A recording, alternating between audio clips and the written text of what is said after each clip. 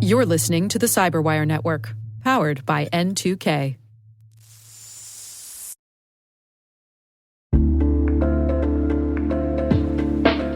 And now, a word from our sponsor, SpyCloud, the cybercrime analytics leader.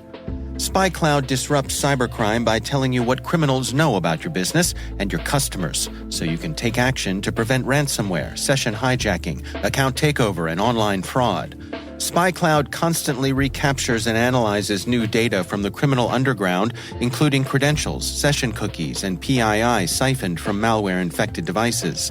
With knowledge of the specific exposed data criminals have in hand from InfoStealer malware on managed and unmanaged devices, security teams can respond with a more efficient and effective process called post-infection remediation that fits seamlessly into existing incident response frameworks.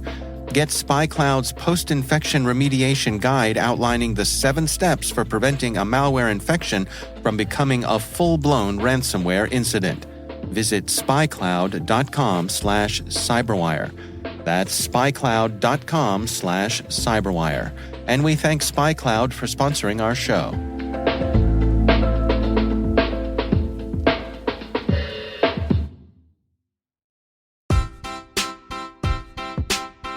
My name is Hannah Kenney. I am a manager in BARR Advisory's cyber risk advisory practice.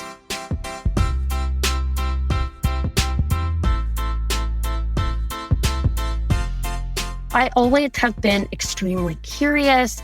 I'm always someone who has wanted to know how things work. I'm the kind of person who will spend a few hours researching something that I've just learned about for the first time. But when I was a kid, I was very interested in other people and really just interacting with others.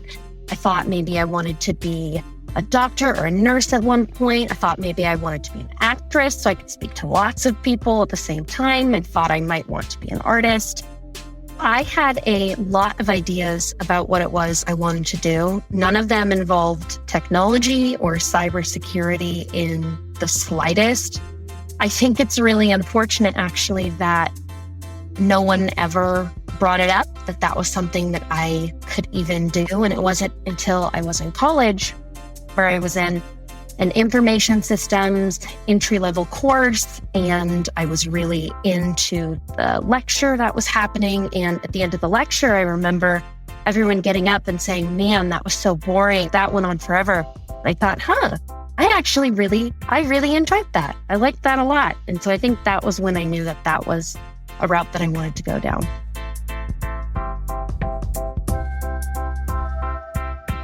So I started off by trying to be really open to any possibilities.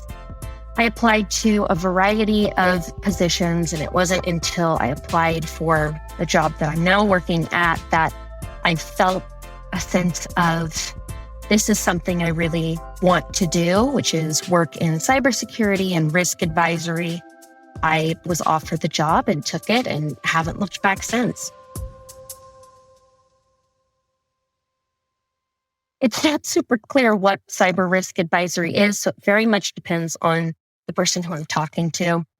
But I typically like to tell people that we look at people's technology or information systems that they have as a whole, and we say, what are the real risks here? We look at all of the different ways that there could be possibilities for risk or that things might go wrong. And we essentially tell them, here's how to avoid that.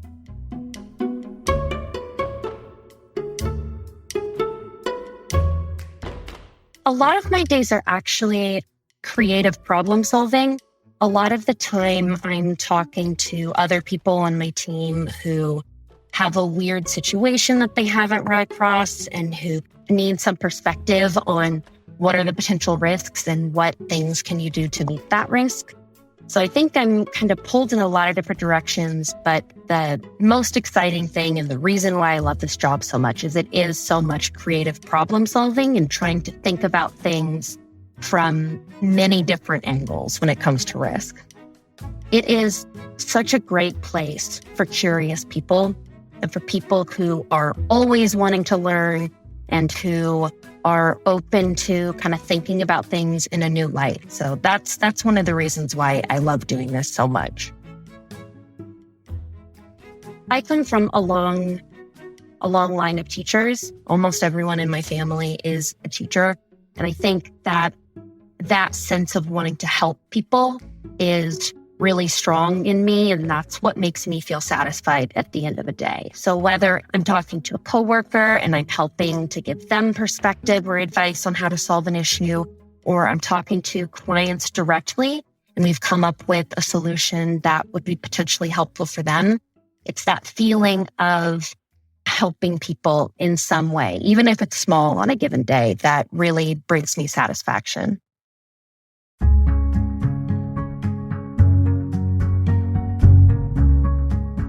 I would say, especially to young women, you truly are capable of more than you believe. You don't need to have confidence in yourself in a given moment. You don't need to immediately feel like, I've got this, I understand this, I'm going to excel at this.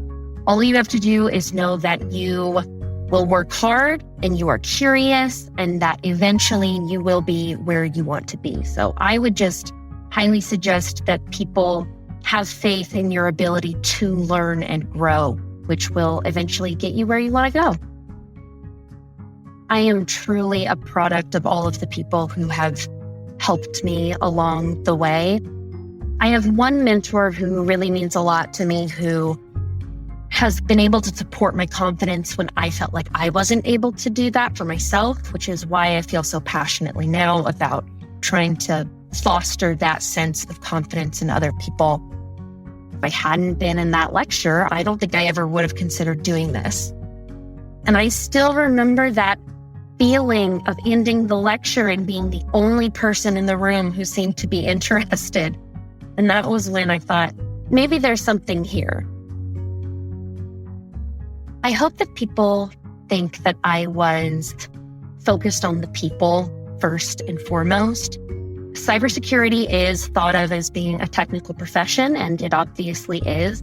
But at the end of the day, it really is about the people. You know, there's no point in doing what we do if it isn't in support of others.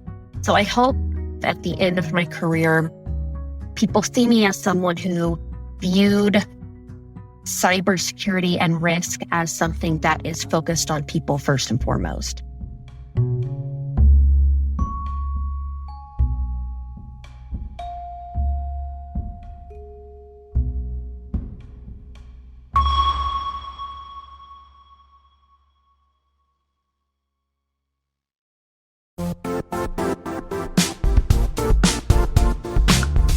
Now, a word from our sponsor, the Johns Hopkins University Information Security Institute, currently seeking qualified applicants for its innovative Master of Science in Security Informatics degree program.